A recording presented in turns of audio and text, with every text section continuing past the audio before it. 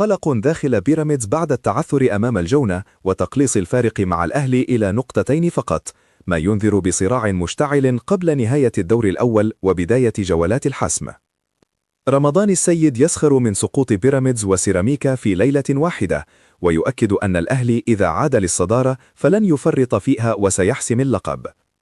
بعثة الأهلي تتوجه إلى تنزانيا لمواجهة يانغ أفريكانز مع سعي ياستروب لحسم التأهل مبكرا لإراحة الأساسيين أمام شبيبة القبائل. ياستروب يميل لاستمرار كوكا أساسيا أمام يانغ أفريكانز مع تجهيز يوسف بالعمري تدريجيا ليبدأ أساسيا أمام البنك الأهلي. قيد حمزة علاء بالقائمة الإفريقية يؤكد استحالة قيد أي لاعب جديد تحت السن قاريا لعدم وجود أماكن شاغرة.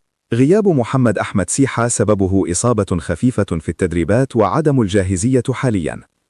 شرط إلزامي في عقد المهاجم الأنغولي كامولش شراء نهائي في حال تسجيل 10 أهداف أو أكثر بنهاية الموسم.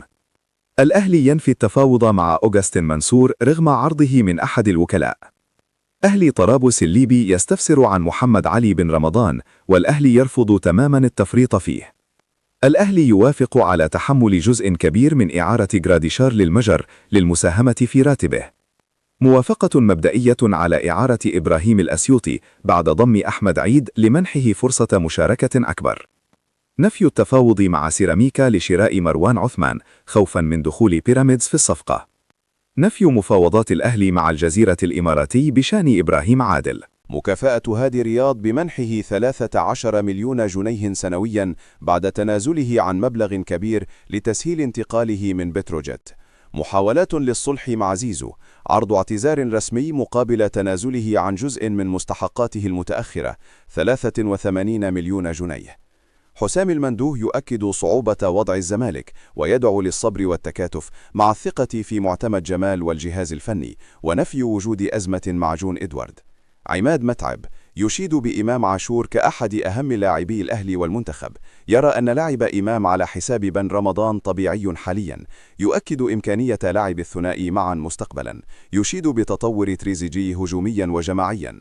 سعد الشابي يصف يوسف بالعمري باللاعب الذكي تكتيكيا والقادر على اللعب كظهير أو وسط، يعتبره نسخة مختلفة من علي معلول وقادرا على صناعة اسمه مع الأهلي، يتوقع تتويج الأهلي بدوري أبطال أفريقيا. محمد عبد الجليل يشيد بسياسة التعاقد بالإعارة بنية الشراء، ينتقد تأخير الصفقات في الميركاتو، يدعو لعدم التسرع في الحكم على هادي رياض. ياستروب يثق في عمر سيد معوض ويخطط لمنحه فرصا أكبر، بينما والده يرى أن نجله مظلوم لكنه قادر على الوصول للمنتخب مستقبلا.